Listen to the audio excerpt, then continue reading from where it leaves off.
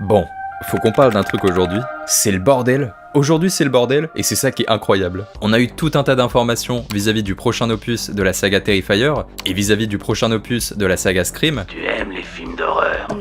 Et plutôt que de faire deux vidéos différentes, on est aujourd'hui sur un crossover ultime, Terrifier, Scream, et j'ai bien envie que ça parte en bagarre dans les commentaires. Est-ce que Art le Clown tabasse Ghostface? Est-ce que Ghostface tabasse Art le Clown? Faites-vous la guerre en commentaire. Insultez-vous un petit peu là. Et avec mon petit pote Billy, je vous propose qu'on commence tout de suite. Ah, il se tape une queue. Et c'est quoi ce truc que t'as entre les mains là? C'est pas ce que vous croyez.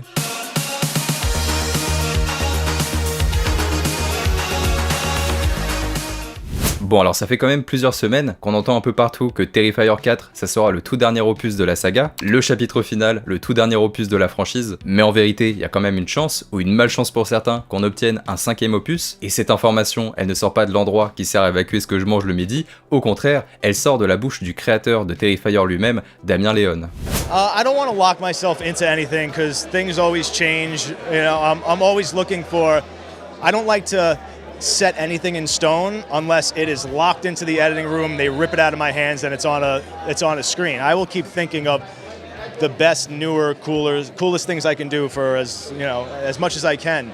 So what I can tell you is that once I was writing part 2, I knew where my saga with Art the Clown and Sienna was going to end.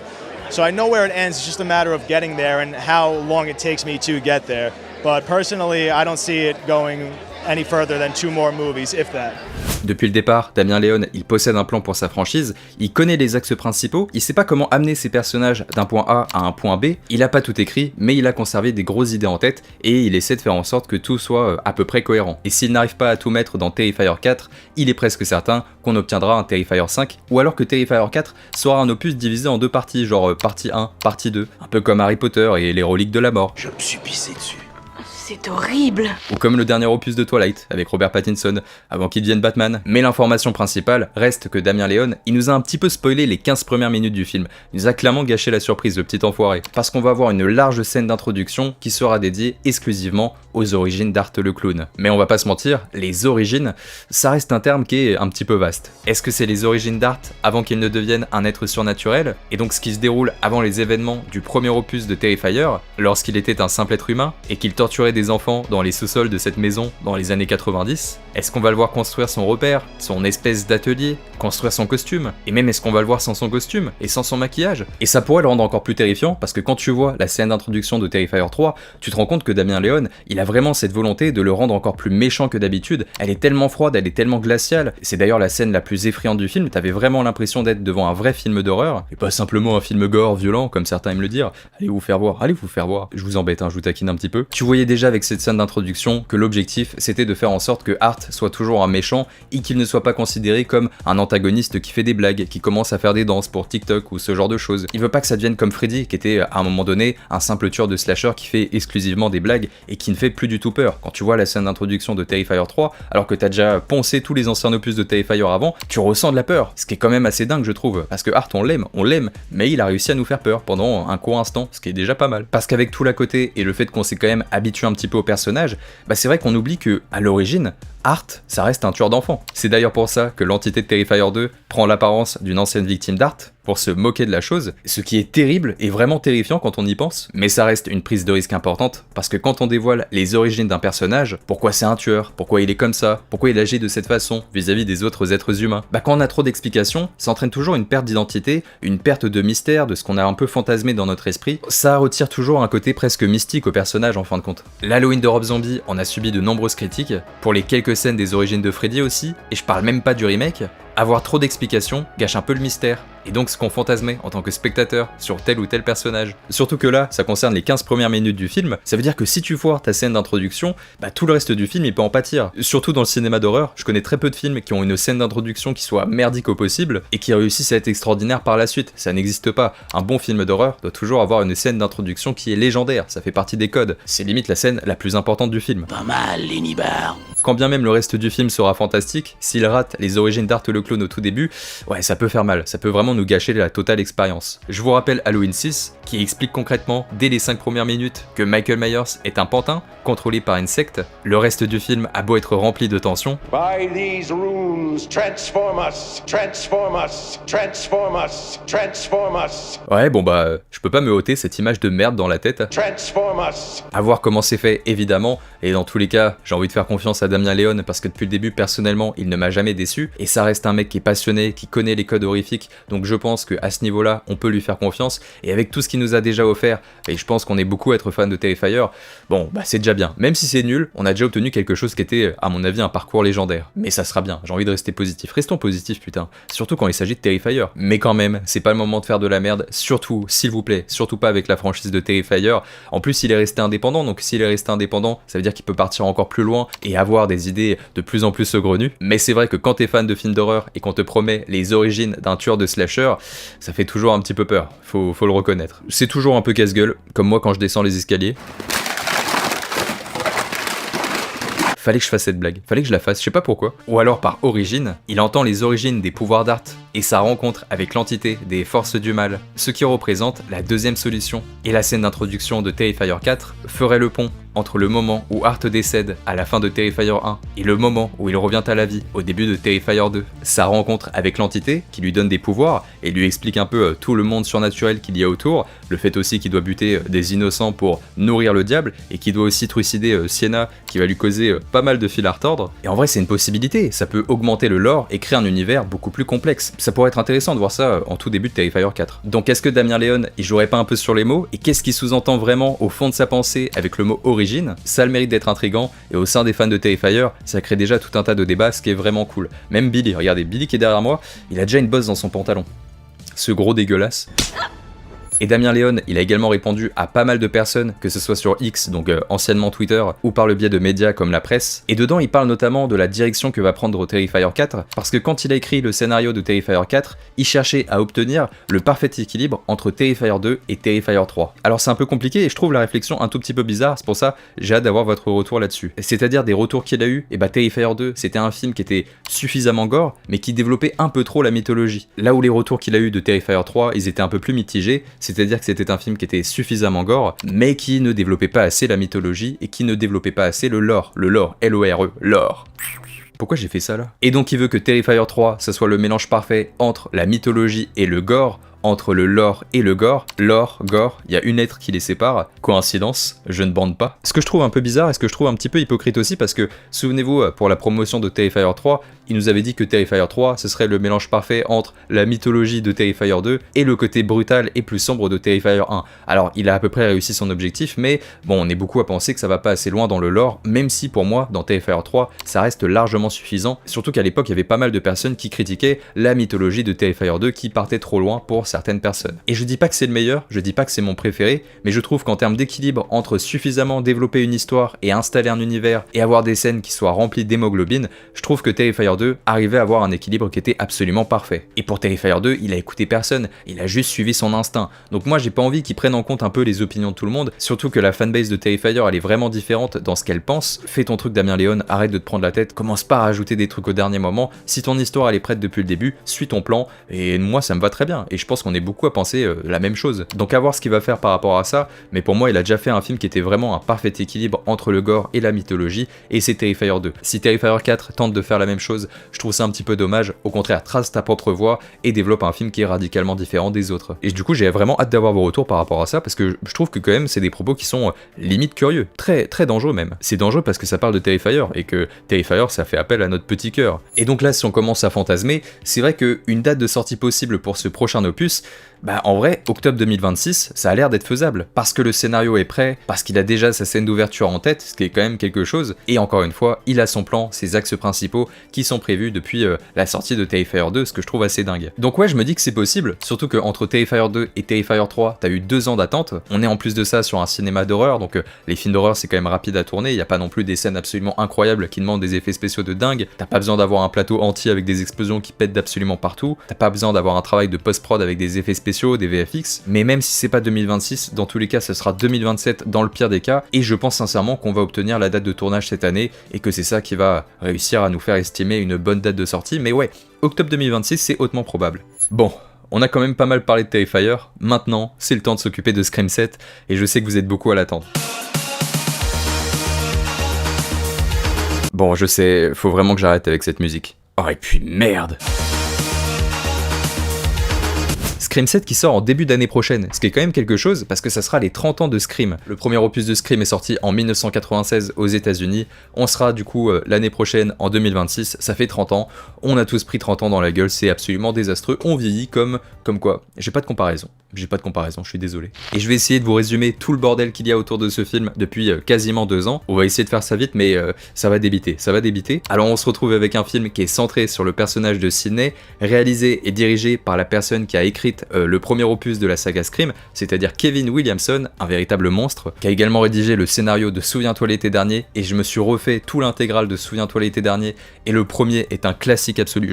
Vraiment, je ne désisterai pas là-dessus. Le premier opus de Souviens-toi l'été dernier, c'est incroyable. On en parle dans pas longtemps. Je vous le promets, on en parle dans pas longtemps. Dans Scream 7, tout un tas de personnages morts vont faire leur retour. On sait pas vraiment de quelle façon. On a notamment Stu, Roman et Dewey qui sont confirmés, ce qui est quand même assez intriguant. Je sais pour le moment, il y a vraiment rien qui va. Et on va suivre Sidney et ses enfants, dont une qui est en fin d'adolescence, qui vont devoir vivre ce que sa mère a déjà traversé en étant poursuivi par tout un tas de Ghostface, ou peut-être un seul, on ne sait pas encore, dans une ambiance similaire à Halloween 20 ans après. Halloween 20 ans après qui est apparemment l'inspiration principale du film, ce qui est d'ailleurs très drôle puisque Halloween 20 ans après, son inspiration principale en termes d'ambiance, c'était vraiment toute la vague des slashers du début des années 2000, avec évidemment en pierre d'édifice Scream, et maintenant c'est l'inverse, c'est-à-dire qu'on va s'inspirer d'un film qui de base s'inspirait de Scream. Vous voyez ce que je veux dire? Ça n'a aucun sens. Cette industrie de films d'horreur, c'est vraiment un human centipede où tout le monde est un peu cousu à l'anus de l'autre et on bouffe à tous les râteliers, on bouffe la merde de l'un et des autres, enfin bref, c'est une sacrée métaphore encore une fois. Des propos du réalisateur lui-même, Kevin Williamson, qui défend le fait que Sidney soit de retour et que c'est pas simplement pour attirer les fans nostalgiques, même si bon, on sait très bien quand même. Oui, un nouvel arc narratif est possible avec le personnage de Sidney, nous ne savons pas qui elle est aujourd'hui, nous n'avons jamais pénétré dans sa maison, dans son intimité, et surtout à quoi ressemble désormais sa vie. L'objectif est vraiment de changer la formule de son personnage et faire en sorte qu'elle évolue un tout petit peu, et c'est vrai que même si ça reste l'une de mes héroïnes de slasher favorites, je suis désolé mais depuis Scream 4, elle a pas du tout, mais alors pas du tout évolué. C'est devenu une Sarah Connor qui affronte des Terminators en boucle. Et de voir son personnage en tant que maman, de voir qu'elle va devoir protéger ses enfants dans un moment difficile, de voir aussi que ses enfants vont vivre exactement ce qu'elle a vécu, elle qui sait ce que ça fait, parce qu'elle a perdu sa mère brutalement, elle a pas eu vraiment de modèle maternel sur laquelle elle pouvait se réfugier au moment des drames, tout ça fait qu'il y a un parallèle avec sa propre mère, où elle va vouloir être là pour ses enfants, elle va peut-être même vouloir les surprotéger, ça va être hyper intéressant d'en savoir plus, et cet axe maternel, ça pourrait être la vraie révolution de ce Scream 7. En tout cas là où il y a une profondeur et quelque chose à creuser. Ce qui fait que même si le film est nul, ce que je ne souhaite absolument pas comme beaucoup d'entre vous, au moins il y aura ces petits éléments qui vont développer le personnage de Sidney qui peuvent être très intéressants. Personnellement, c'est exactement ce que je veux voir. Alors comme je vous le disais, l'objectif c'est de changer la formule de son personnage, ce qui nous ramène à la sortie de Scream 6, parce que de base son personnage devait apparaître dans Scream 6, mais ce qui nous avait été divulgué, c'est que pour des questions de salaire, ça ne s'était pas fait, parce que le studio ne voulait pas suffisamment payer notre héroïne légendaire, mais des propos récents de Kevin Williamson, donc celui qui s'occupe de Scream 7, ce n'était pas uniquement pour des questions de salaire, ça allait beaucoup plus loin, puisque si le personnage de Sidney était apparu dans Scream 6, ça aurait été une caricature et son personnage n'aurait pas du tout évolué. C'est-à-dire qu'elle aurait été seulement présente pendant 2-3 scènes, elle devait simplement venir, sauver tout le monde à la fin, tuer Ghostface et repartir, et elle n'en pouvait plus parce que son personnage devenait une véritable caricature, et elle voulait des changements pour faire évoluer le personnage, et surtout pour faire évoluer son acting. Parce qu'on parle d'une actrice, on parle de quelqu'un qui a envie de jouer de nouveaux caractères, de nouveaux traits de caractère, qui a envie d'avoir de toutes nouvelles émotions. C'est pour ça qu'elle a aussi accepté de revenir dans Scream 7, c'est parce que, évidemment, Neve Campbell est maman, et elle a envie de jouer ce rôle de mère dans un film pour retrouver ces espèces d'émotions et pour avoir quelque chose qui est tout nouveau dans son processus d'acting, ou du moins dans sa carrière. C'est hyper légitime, parce qu'il y avait déjà un peu ça dans Scream 5, elle était là un peu, c'était la caricature de Sidney qui arrivait pour résoudre toute la situation à la fin, mais c'était cohérent parce que c'était un passage de flambeau, et tu pouvais voir ça comme un dernier hommage à Scream, et que Sidney faisait ses au revoir à la fois au personnage qui était présent dedans, mais également aux spectateurs. Donc à la limite que ça soit une caricature, c'est pas si grave. Mais s'il la faisait revenir dans Scream 6, et que tu la voyais avec un flingue en train de tabasser des Ghostface, ça y est, il y a déjà eu Scream 4, il y a déjà eu Scream 5, encore une fois il y aurait eu Scream 6, ça aurait été intenable. Personnellement, c'est pas du tout ce que j'ai envie de voir avec son personnage désormais. Sidney, c'est la sensibilité. Dans la trilogie originale, elle a vraiment un aspect écorché vif, c'est ça qui fait que c'est devenu l'une de mes héroïnes de slasher favorites. C'est parce qu'il y avait ce côté écorché vif qui est incroyable.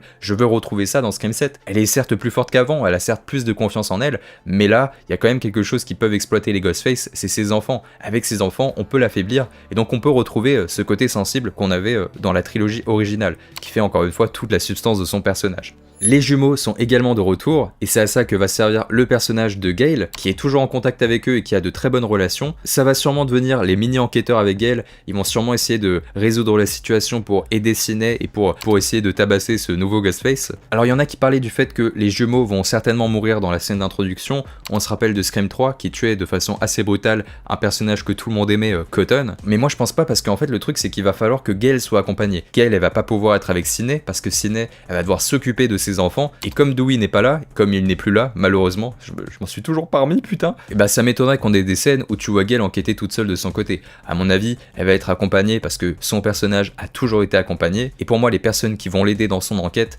ça va être les jumeaux, et ça pourrait être intéressant d'avoir une espèce de trio qui se balance des blagues, qui se balance des punchlines. Au-delà d'une mère qui voit ses enfants se faire poursuivre par des tueurs en série, ça pourrait apporter un petit peu de ton, un petit ton léger, une petite légèreté au film qui ferait pas de mal. Et évidemment, ce qui affole tout le monde depuis maintenant quelques semaines, c'est un peu l'ultime fantasme des fans, l'ultime fantasme des théories qui se passent sur les forums. C'est ça qui est hyper drôle de faire avant la sortie d'un film que t'attends énormément, c'est de théoriser, c'est de fantasmer, c'est d'essayer de trouver la solution, quel serait le scénario de rêve, puis au final tu te rends compte qu'ils ont pas du tout suivi ce que tu pensais ou ce que tu voulais. Ce qui affole tout le monde, c'est la présence de l'actrice Anna Camp, incarnant la voisine de Sidney Prescott. Beaucoup de personnes aimeraient que l'actrice Anna Camp incarne secrètement le personnage de la sœur de Stu Macher, pour au moins obtenir un tout petit lien avec la mythologie principale. Ça serait vraiment cool. Et évidemment, ça sous-entend que si c'est la sœur de Stu Macher, bah c'est possiblement celle qui se dissimule derrière le masque. Alors pour être honnête avec vous, je trouve que c'est une très bonne idée, parce que le problème de Scream 5 et de Scream 6, c'est le fait qu'on avait une révélation des tueurs qui était absolument abominable. Je trouve, j'ai toujours trouvé que c'était ridicule. Je parle pas de Scream 6, qui est le reveal des tueurs le plus ridicule de l'ensemble de la saga, ce qui me fait chier, parce que moi j'adore Scream 6, j'adore toute la partie à New York, je trouve qu'il y avait des scènes de course-poursuite absolument légendaires. Je pense que d'ailleurs ça fait partie de mes scènes de course-poursuite préférées de la saga, en dehors de la voiture du 2 qui est pour moi, alors ça, encore aujourd'hui, j'ai les fesses moites quand je regarde cette scène, je suis du cul, vraiment je suis encore du cul, c'est parfois agréable. Et puis t'as la révélation des tueurs qui gâche un peu toute l'expérience, ce qui fait que maintenant, bah, je me surprends à, une fois qu'il y a la révélation des tueurs, je coupe, je me casse. Pour moi Scream 6 c'est vraiment tout le début, le milieu, et la fin qui n'existe pas. D'ailleurs, si vous pouvez faire un montage avec, je sais pas, Windows Movie Maker ou une de ces conneries pour enlever la fin du film et qu'on ait une version courte, ça serait vraiment super sympa, ça rendrait le film absolument parfait. Tout ça pour dire, avec beaucoup de légèreté, que Scream 7 a besoin de quelque chose qui corrige les défauts des deux précédents films, un reveal des tueurs qui soit absolument légendaire. C'est pas forcément légendaire, on veut pas que ce soit non plus le plus surprenant, mais que ce soit quand même relié à la mythologie de base, et notamment à la trilogie originale. Et justement, la sœur de Stu Macher, ça permettrait d'avoir un lien fort avec la trilogie originale, et ça serait d'autant plus logique puisque le film s'appelle Scream 7 avec le retour de Sidney Prescott en tant que personnage principal, donc théoriquement le tueur est relié à elle, à son personnage, donc si c'est relié à elle, c'est forcément relié au meurtre de la trilogie originale, enfin c'est obligé, donc ça reste une rumeur, ça reste un fantasme, mais c'est vrai que quand on voit son personnage, à quoi elle ressemble l'actrice, tu peux te dire qu'en tant que sœur de Stu Macher, je trouve qu'elle est plutôt crédible. Une autre rumeur, c'était le fait qu'ils allaient prévoir une trilogie, ça fait plus d'un an qu'on entend parler d'une trilogie Scream, Scream 7, Scream 8 et Scream 9, le studio n'a jamais caché sa volonté d'avoir une sortie de film Scream qui était vraiment frénétique, et les problèmes qu'ont eu le studio avec Scream 5 et Scream 6, c'est qu'ils n'avaient absolument rien prévu, et que quand Scream 5 est sorti, bah ils avaient pas de scénario pour Scream 6, ils terminaient le tournage et ils écrivaient à la suite, et il y avait pas vraiment de propos qui étaient cohérents. Apparemment le studio aurait demandé aux scénaristes d'écrire plusieurs axes principaux, on en parlait tout à l'heure avec Terrifier, mais Damien Leone, il n'a pas écrit tous les scénarios, mais il a des idées principales. Apparemment ils auraient exactement la même chose en tête pour cette toute nouvelle trilogie, des idées principales pour essayer de former une trilogie cohérente. Que ça soit vrai ou non, faut vraiment espérer que ça soit véridique, parce que dans tous les cas, il y aura un Scream 8 et un Scream 9, donc dans tous les cas on y passera. Mais quitte à y passer, je préfère qu'ils aient une vision globale et un scénario qui soit partiellement écrit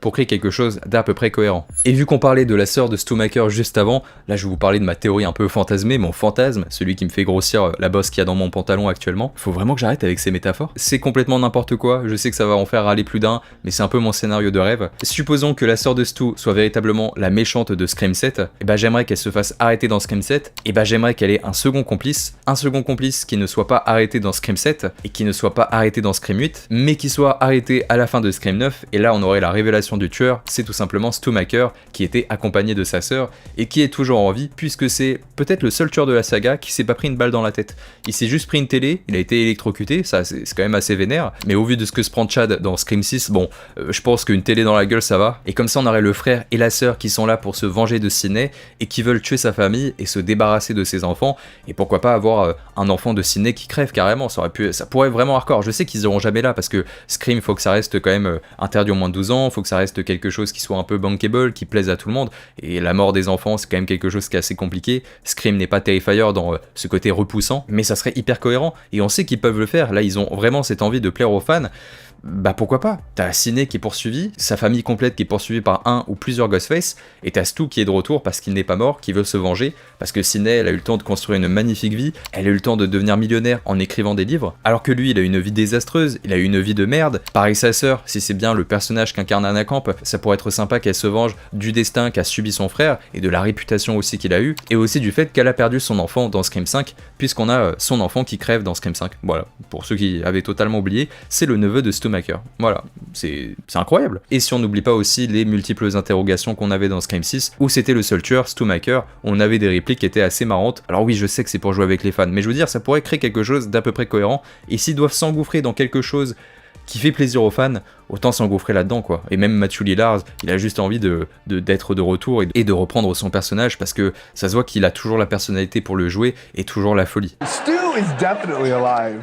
Right? Yeah. My character Stu is Yes. definitely alive, right? Ça reste uniquement des fantasmes, et évidemment je sais que la théorie du retour de Stu, elle en fait grincer des dents plus d'un, et même si on est tous hyper craintifs par rapport à la sortie de ce Scream 7, bah ça reste le retour de Scream quoi, c'est toujours quelque chose d'aller en salle pour voir un nouvel opus de Scream. C'est une franchise qui résonne toujours dans notre petit cœur. Mais dans tous les cas, même si les deux films sortent l'année prochaine, bah ils sont déjà fait rétamer la gueule, parce qu'on a Scary Movie 6. Et Scary Movie 6 est déjà le film de l'année prochaine.